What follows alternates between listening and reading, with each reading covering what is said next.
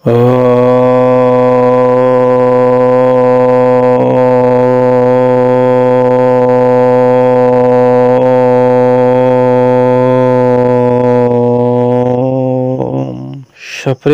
जयजीव। कर्मफल कर्मफल किमिति मनीष पाए? प्रकृत कौन कर्मफल ईश्वर दियंती? प्रत्येक कर्म कौन स्थिरीकृत ही अच्छी? प्रत्येक मनीष कौन से कर्म बंधन रे सारा जीवन बांधि रही? तेणु जो कर्मर रहस्य अति गहना कर्मण गति गीता कहती, भगवान कहती। तेणु कर्म कौन, कर्मफल कौन, केते प्रकार कर्म, ये विषय निहाती जानिबा दरकार। कर्म प्रकृत में कौन ईश्वर दियंती? प्रकृत में जो ईश्वर तत्व जहाँ भगवान कहते, प्रभु कहते, से किसी कर्मफल दियंती नहीं। से न्यायकर्ता, से द्रष्टा मात्र। तेणु जो मनीष माने भावती ईश्वर को पूजा कले, स्तुति कले, सी मते फल देवे, मो पापर क्षय करेंगे, मो पापर मुक्ति देवे, यह संपूर्ण मिथ्या। उदाहरण दबा, मु आपण मनरे कटु कथा कहीकि बा आ कौन उपाय दुख देछि, दुख देछि, तेणु आपण को सुख देवाक हेले कौन हम? मु आपण को क्षमा प्रार्थना करी बा से भले किछि कर्म करी, जहाँफल कि आपण संतुष्ट हेबे, मत क्षमा देवे। किंतु ता प्रति बदल जदि मु कोटिए टंका खर्च करिकी पूजा अर्चना करे, मंदिर निर्माण करे, ब्राह्मण भोजन दिए, ताहले आपणक मन जो दुख मु देइछि, मो द्वारा आपण जो दुख पाइछंती बा कष्ट पाइछंती, तार लाघव हब कि? से दुख पाइछंती जो मनस्ताप आपणकर अछि, मु आपन क्षमा प्रार्थना न करी प्रति बदल कोटी टका खर्च करी मंदिर करिछि, ब्राह्मण सर्व लोक खाया देइछि। तो ये जो कार्यकलापटा आपन देइथिया दुख रे किछि फरक आनिबो कि? किछि आनिबो नै आज्ञा। कारण आपणकर दुख यातना आहुरी बढ़ी पारे। तेणु ये थिला उदाहरण। प्रकृत में कर्मफल भगवान दियंती कि नहीं, सेटा रहस्य कौन? गीतारे स्पष्ट भाव रे जोगेश्वर श्री कृष्ण कहते, न कर्तृत्व न कर्माणि लोकस्य सृजति प्रभु, न कर्म फल संयोगम स्वभावस्तु प्रवर्तते। जहाँ को आम ईश्वर कहती, परमेश्वर कहती, से तो आमर आत्मारू अन्य कहीं नुहंती। आत्मार अन्य नाम ईश्वर परमेश्वर प्रभु। सेही परमेश्वर प्रभु मनुष्यंकर कर्तापण कर्म किंबा कर्मफलर संयोग रचना करते ना। ताले किए करे? स्वभाव करे, अर्थात प्रकृति सबकिछि करे। एवं कर्मर सहित फल लागिकी अच्छे। आज्ञा आमे नियार हाथ पुरेवा, जेतिकी जेतिकी हाथ पुरेवा सेतिकी सेतिकी पोड़ी पोड़ी पोड़ी ही जाउथिबो। यदि केही कहती कर्मर फल भगवान दियंती बा कर्मर फल पाइବାକୁ हेले कर्म आउ कर्ता मध्यरे आउ गोटे शक्तिर आवश्यकता अछि बा मीडिएटर आवश्यकता अछि, से संपूर्ण भूल। एटा प्रैक्टिकल नुहे। प्रैक्टिकल कथा हूँ कौन आज्ञा ना कर्म सहित फल लगिक अच्छे। आम जी निआर हाथ पुरौथिबा सेतिकी हाथ पोड़ी पोड़ी जाउथो। यह प्रति बदल जदि आम ठंडा पानी रे जेतिकी हाथ पुरेबा सेतिकी ठंडा लागिबो। तेणु तो ये ठंडा लगिबा एवं हाथ पोड़ा जो फलटा आसुछि ये कर्म सहित लागिकी अछि। आम पाठ पढ़ा भलसे मन दे पाठ पढ़ा एवं सिलेबस बा बहीर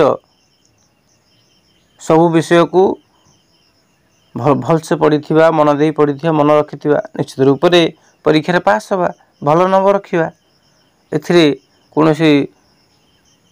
तृतीय व्यक्तिर आवश्यकता नहीं, तृतीय शक्तिर आवश्यकता नहीं। तेणु कर्म और कर्म फल मध्य तृतीय व्यक्तिर आवश्यकता नहीं, तृतीय शक्तिर आवश्यकता नहीं। प्रत्येक कर्म ता सहित फल अच्छे। धर आम क्या हिंसा करवा, क्या शारीरिक हो मानसिक हो यातना दवा, तार फलस्वरूप आम निजे ही से फल आम पाइबा। केमिति जमिति गोटे दियासिली काठी जदि जंगल को जलैया चाहे प्रथम सी निजे जलिब तापर जलैब। तेणु निजे जलिला अर्थ निजे सी तार कर्मर फल पाई जाउछि। तेणु जड़े रागुछि बा क्रोध करुछि अर्थात से निजे ही निजर मानसिक शांति हरउछि, निजर जो शांत अवस्थारू से विच्युत होउछि, सुख शांति विच्युत होउछि। तत्क्षणात् मनर क्रोध उत्पन्न होउछि माने से क्रोध को आम यदि प्रश्रय देले, से क्रोध सहित आम यदि जड़ित हेले निश्चित रूप से अन्यर क्षति हो कि न हो निजर क्षति प्रथम हो जाए। आम दुर्बल हो जाती, सब जीवन आमर शारीरिक जो स्थिति अच्छी से अस्तव्यस्त हो जाए, रक्त बेग बढ़ी जाए बा रक्त रे विषाक्त प्रक्रिया सृष्टि हो जाए। तापरे अत्यधिक हेले आमे अन्य को कष्ट दौ बा आघात दौ एवं से आघात भी प्रति आघात अच्छी। तेणु जो स्तर आमे कर्म करिथिबा से स्तर प्रतिक्रिया आम निकट को फेरी थाए। जदि आम मानसिक भाव में क्या ईर्षा करुछंती, कार धन देखिकी, कार मान सम्मान देखिकी प्रतिपति ईर्षा करुछंती, तो से मानसिक स्तर रे आम भितर तार प्रतिफलन हब, तार कर्मफल भोगिबा। एवं जदि से ईर्षाटा आउ टिके स्थूल रूप धरे, बाणी रूप धरे, कथा माध्यम ताको प्रकाश करिबा, ताहारी मध्य तद्रूप फल अच्छी, रिटर्न अच्छी। एवं यदि ताको आम स्थूल रूप रे प्रकाश करिबा अर्थात जनक उपरे मन मन रागिबा, ये गोटे कर्म। एवं रागटा को बाणी माध्यम कथा माध्यम प्रकाश करिबा, रागी करी किछि कहली, ये भी गोटे कर्म। एवं से कहवा सहित जदि शारीरिक कार्यक्रम आउ किछि करूछि, स्थूल रूप रे किछि एक्शन नउछि, किछि हम आघात दउछ कोनोसी हाथ द्वारा हो बा कोनोसी उपकरण द्वारा, तो निश्चित रूप तार भी फल अच्छी। तेणु तीनटा प्रकार स्टेज फल अच्छी। तेणु जो कथा कर्म रे कहिसंती, कर्मर गति अति गहन, से होछि कृत कारित अनुमोदित कर्म। कृत कर्म अर्थ जहाँ आम करू, कृत कर्म सबु जांग पलि आसिबो। किंतु कृतकर्म शारीरिक मानसिक एवं वाचनिक कर्म आसूची, कारण आम निजे करुछंती कृतकर्म। तो कृतकर्म स्थूल रूप धरिबा, आम जहाँ करुछंती जोटा आम डायरेक्ट करुछंती कृत, जे कि जो जार बाह्य प्रकाश होची वचन माध्यम रे किंबा आमर शारीरिक जो कर्मेन्द्रिय रहिले ता माध्यम जो कर्म करुछंती तार फल अच्छी। कारित आज्ञा करेइबा, ମୁଁ ଜଣକୁ ମାରିବା ପାଇଁ ଚାହୁଁଛି, ଆଘାତ ଦେବା ପାଇଁ ଚାହୁଁଛି, କାହାକୁ ପଇସା ଦେଇକି ସେ କାମଟା କରେଇଲି, ସେଟା କାରିତ ହେଲା, କରାଇ ଦିଆଗଲା। କାହା ଦ୍ୱାରା? ନିଜେ ନ କରିକି ଆଉ କାହା ଦ୍ୱାରା ମୁଁ କଲେ, ବା ଯେଉଁମାନେ ଗୁଣ୍ଡା ଲଗାନ୍ତି ବା ଅନ୍ୟ କୌଣସି ଉପାୟରେ କରେଇଲେ, ବା ଲାଞ୍ଚ ଦେଇକି ବି ଯାହା କୁହନ୍ତି ଯେକୌଣସି କାର୍ଯ୍ୟ, କାରିତ, କୃତ କାରିତ। ଆଉ ଅନୁମୋଦିତ, ଅନୁମୋଦିତ କର୍ମ କ'ଣ ନା, ଜଣଙ୍କ ଉପରେ ମୋର ଆଗରୁ ରାଗ ଥିଲା, ଅନ୍ୟ ଉପରେ ରାଗ ଅଛି, ଧର ସପୋଜ ଜଣଙ୍କ ଉପରେ ରାଗ ଅଛି, ସେ ଲୋକ ଆଉ ଜଣେ ତାର ଶତ୍ରୁ ତାକୁ ତା ବିନାଶ କରିଛି ବା ତାକୁ କଷ୍ଟ ଦେଇଛି, ହଇରାଣ କରୁଛି, ତ ସେଇ ଶତ୍ରୁ ଆସି ମୋତେ କହିଲେ ମୁଁ ସେଇ ଲୋକକୁ ହଇରାଣ କରିଛି, ତ ସେଠି ଆମେ ଅନୁମୋଦନ ଦେଲେ, ଯାହା ହଉ ଠିକ୍ କରିଛୁ, କାମଟା ଠିକ୍ କରିଛୁ, ତାହେଲେ ହିଂସାକୁ ଆମେ ବା ଯେଉଁ ହିଂସାତ୍ମକ କାର୍ଯ୍ୟ ହେଲା ତାକୁ ଆମେ ସହଯୋଗ କଲେ, ଏଇଟା ହେଲା ଅନୁମୋଦିତ। ତେଣୁ ଏ ତିନିଟା କର୍ମ ଯାକ ହେଉଛି। ତ ତିନିଟା କର୍ମ ଶାରୀରିକ ଭାବରେ ହେଇପାରିବ, ମାନସିକ ଭାବରେ ହେଇପାରିବ। ଜଣେ ଜଣକୁ ମାଇଲା, ଆମେ ପରିପ୍ରକାଶ କରିପାରିବା ବାଣୀ ମାଧ୍ୟମରେ, ହଁ ଭଲ ହେଇଛି, ନ ମନେ ମନେ ସ୍ୱୀକୃତି ଦେଇପାରିବା। ତ ଏ ତିନିଟା କର୍ମର ଫଳ ଅଛି। କୃତକର୍ମ ଯାହା ଆମେ ଡାଇରେକ୍ଟ କରୁଛେ, ଆର ହିସାବ ସମସ୍ତେ ରଖନ୍ତି। କାରିତ କର୍ମ ବି କିଛି ହିସାବ ରଖେ, ବା ଶାରୀରିକ କର୍ମ ବା ବାଚନିକ କର୍ମର ଲୋକ ହିସାବ ରଖନ୍ତି। କିନ୍ତୁ ଆଉ ଗୋଟିଏ କର୍ମ ଯେଉଁ ମାନସିକ କର୍ମ ହେଇଯାଉଛି କୃତକର୍ମ, କାରିତ କର୍ମ, ଅନୁମୋଦିତ କର୍ମ। ମାନସିକ କର୍ମ ବି ଏଇ ମାନସିକ କର୍ମରେ ତିନିଟାଙ୍କ ହେଇଯାଉଛି। କାରଣ ଆମ ପ୍ରତ୍ୟେକ ମନ ମଧ୍ୟରେ ପ୍ରତି ମୁହୂର୍ତ୍ତରେ କିଛି ନା କିଛି ବିଚାର ଚାଲିଛି।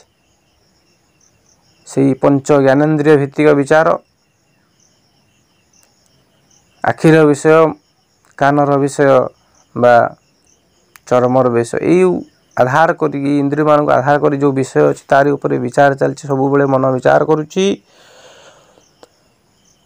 ତ ସେ ବିଚାର ମନ ମଧ୍ୟରେ ଆମେ କେତେ କ'ଣ କାହାକୁ ଗାଳିଗୁଲଜ କରିଦେଉଛେ, କେତେବେଳେ ଆମେ ଇନ୍ଦ୍ର ପଦ ଲାଭ କରୁଛେ, କେତେବେଳେ ରାସ୍ତାରେ ଭିକାରୀ ହେଇଯାଉଛେ, କେତେବେଳେ ରାଜା ହେଇଯାଉଛେ। ଏହିପରି କର୍ମ ପ୍ରତି ମୁହୂର୍ତ୍ତରେ ଚାଲିଛି, ଜାଣତରେ ହଉ ଅଜାଣତରେ ହଉ ଚାଲିଛି। ଏସବୁ କର୍ମ ପ୍ରତି ଆମର କେବଳ ଆସକ୍ତ ହେଇଯାଏ, କେବେ ଆମେ ବିରକ୍ତ ହେଇଯାଉ, କେତେବେଳେ ଆମେ ତାକୁ ସହମତି ଦେଉ। ତ ଏ କର୍ମର ବି ଫଳ ଅଛି। ତେଣୁ ଏ କର୍ମର ହିସାବ କେହି ରଖନ୍ତି ନାହିଁ। ତେଣୁ ବେଳେବେଳେ କ'ଣ ହୁଏ ନା, ତଥାକଥିତ ଯେଉଁମାନେ ସାଧୁ ବୋଲି ଭାବନ୍ତି, ମୁଁ ସଚୋଟ, ମୁଁ ସାଧୁ, ମୁଁ ନିଷ୍କପଟ ଲୋକ, ଯେ ଲୋକକୁ ଦେଖେଇ ହୁଅନ୍ତି ସମାଜରେ, ବା ଆମେ ଯାହାକୁ ଜାଣୁ ଇଏ ବାବା ମହାପୁରୁଷ, ସେମାନଙ୍କ ଜୀବନରେ ଅନେକ ଦୁଃଖ ଯାତନା ଆସିଥାଏ। ତାହେଲେ ଏଠି ପ୍ରଶ୍ନ ଆସିପାରେ, ସେମାନଙ୍କୁ ଦୁଃଖ ଯାତନା କିଏ ଦେଲା? କାରଣ ସେ କର୍ମ ସେ କରିନାହାନ୍ତି। ସେଭଳି କର୍ମ ଆମ ପାଖରେ ତ ତାର ରେକର୍ଡ଼ ନାହିଁ। କାରିତ କର୍ମ ସେ ଡାଇରେକ୍ଟ କରିନାହାନ୍ତି, ନିଜେ କିଛି କରିନାହାନ୍ତି ବା କାହା ଦ୍ୱାରା କରାଇନାହାନ୍ତି, ଏହାର ପ୍ରମାଣ ତ ନାହିଁ। ଠିକ୍ ଅଛି, ଏ ଦୁଇଟା ସିନା ପ୍ରମାଣ ନାହିଁ, କିନ୍ତୁ ସିଏ ଯଦି ମନେ ମନେ କାହାର ଅନିଷ୍ଟ ଚିନ୍ତା କରିଥିବେ ବା ଅନିଷ୍ଟକାରୀ ଭାବନାକୁ ନିଜ ମନରେ ଆଶ୍ରୟ ଦେଇଥିବେ, ସ୍ୱୀକୃତି ଦେଇଥିବେ, ତାହାର ବି ଫଳ ଅଛି ଆଜ୍ଞା। କାରଣ ମଣିଷ ମନମୟ ପ୍ରାଣୀ, ଭାବନାମୟ ପ୍ରାଣୀ। ତେଣୁ ଭାବନାରେ ଯାହାକୁ ଆମେ ସ୍ୱୀକୃତି ଦେଇଦେବା, ଯାହାକୁ ମୋହର ମାରିଦେବା, ସେ କର୍ମର ଫଳ ବି ଆମକୁ ଭୋଗିବାକୁ ପଡ଼ିବ। ତେଣୁ ଗୀତାର ସେଇ କଥା ଭଗବାନ କହିଛନ୍ତି, ଅତି ଗହନ କର୍ମଣା ଗତି। ତେଣୁ କର୍ମର ଗତି ଅତି ଗହନ, ଅତି ସୂକ୍ଷ୍ମ। ସେ ଗୋଟିଏ କାର୍ଯ୍ୟକୁ ଦୁଇ ଜଣ କରୁଥିବେ, କିନ୍ତୁ ଫଳ ଭିନ୍ନ ହେବ। ଉଦ୍ଦେଶ୍ୟ ନେଇକି ଫଳ ଭିନ୍ନ ହେବ। ଆମେ ଯେଉଁ କର୍ମ କରୁଛନ୍ତି ତା ପଛରେ ଉଦ୍ଦେଶ୍ୟ କ'ଣ ଅଛି, ସେଇଟା ହିଁ କର୍ମର ଫଳରେ ଫରକ ଆଣେ। ଉଦାହରଣ ଦେଲେ ଭଲସେ ବୁଝିହେବ। ଗୋଟେ ଗଧ ଆଉ ବାଘ କାହାଣୀ। ଗୋଟେ ଜଙ୍ଗଲରେ ଗୋଟେ ଋଷି ତପସ୍ୟାରତ ଅଛନ୍ତି। ଏହି ସମୟରେ ଗୋଟେ ବାଘ ଆସିଛି। ସେଇ ଧ୍ୟାନରତ ऋषि को खाइबापी सेतिकी बेले गोटे गध सेठी थिला।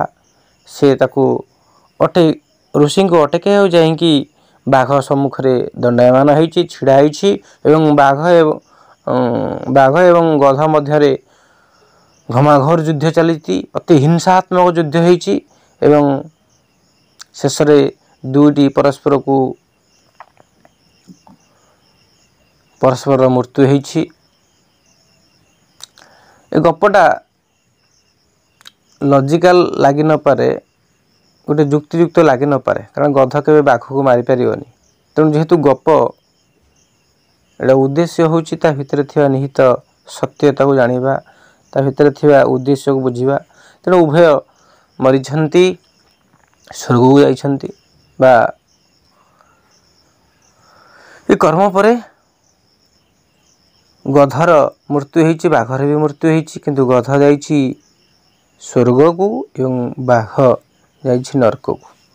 तो बाघ प्रश्न करिछि सेई जमराज को बोले हे धर्मराज आपणकर ई अन्याय आपण मते कहीं नरक जंत्रणा देइछंती एवं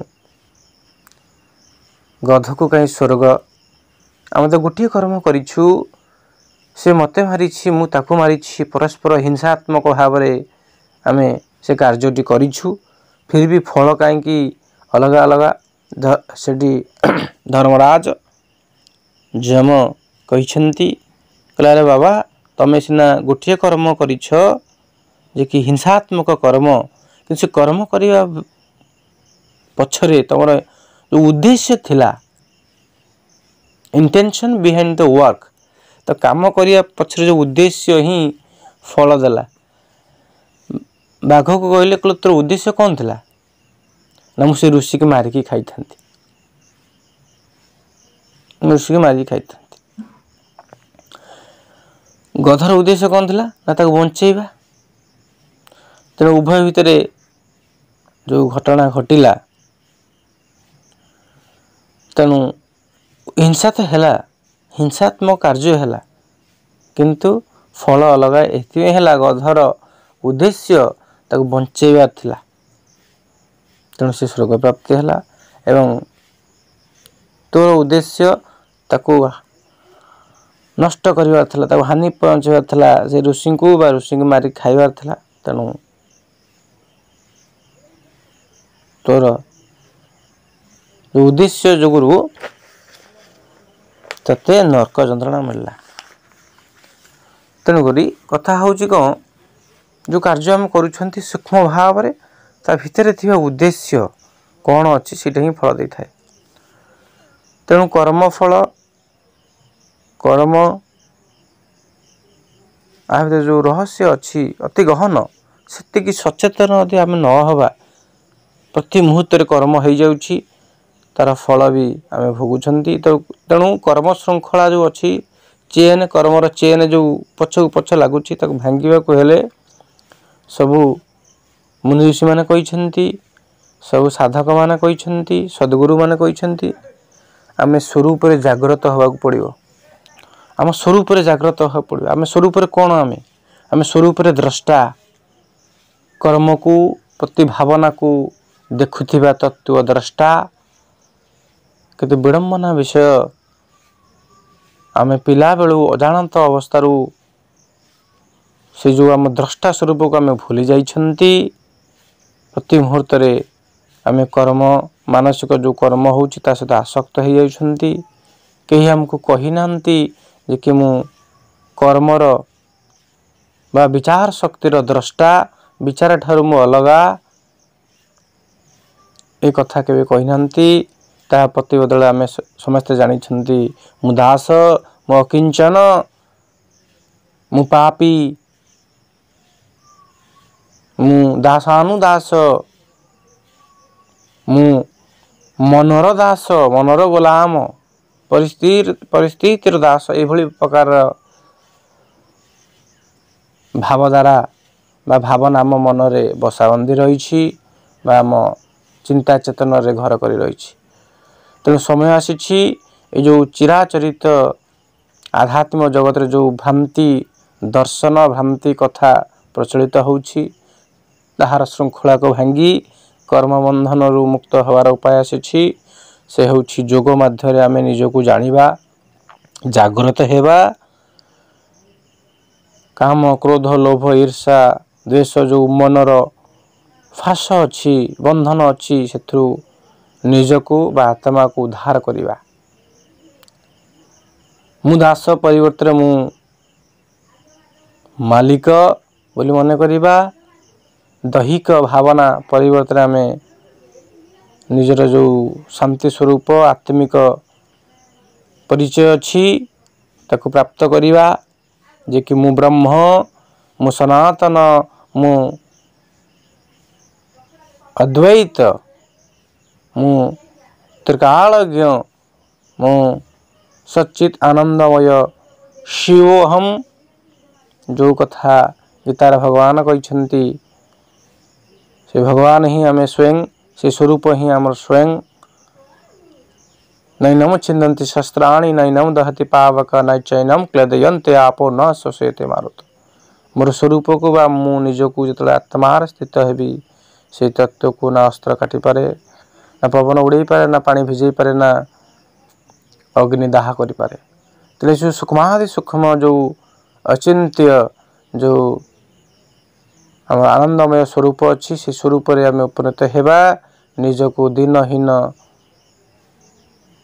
न भावी निजको सच्चित आनंद घन मानिबा एवं सर्वकर्म बंधन रु निजको मुक्त करिबा तेणु कर्मफल एवं कर्ता जो भितर संपर्क अच्छी प्रकृत रे कर्ता और कर्मफल कर्म भितर कर्मफल देवा को कौन तृतीय शक्तिर आवश्यकता नहीं संपूर्ण से कर्म सहित फल लगे अच्छी तेणु जो मैंने भावती मुझे कर्म करी तार फल कौन अन्य व्यक्ति देवे अन्य कौन शक्ति ईश्वर हो पारती कौन सोर्स देवे ये संपूर्ण मिथ्या कारण कर्म सहित फल लगिक अच्छी तेणु कर्मर गति जेहेतु अति गहन कारण कृतकारित अनुमोदित कर्म अच्छी सब कर्मर फल को आम तार हिसाब निकास रखुना तार हिसाब रखुना तेणुक तार फल विभिन्न प्रकार समस्या सृष्टि होता है बा भ्रांति भाव सृष्टि होता है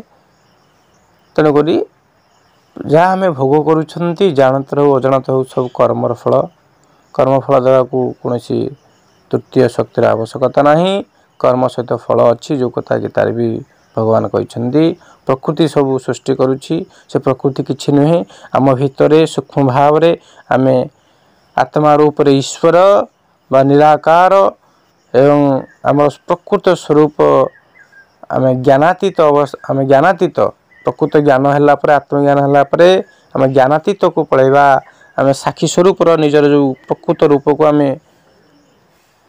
अनुभव करवा प्रति मुहूर्त तो सीटा होउची कि अज्ञानता दृष्टि आम अलग भावुंट एवं ता सहित जो मन अच्छी प्रकृति अच्छी से तार जो गुण मान अच्छा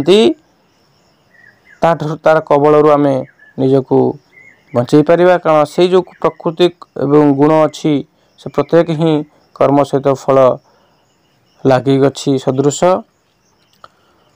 एतिक बाणी की विश्राम दूँ आपण मानू अनेक अनेक शुभेच्छा धैर्य धरी वीडियोटी की देखि आपण को अनेक अनेक शुभेच्छा शुभकामना धन्यवाद सप्रेम जय जीव।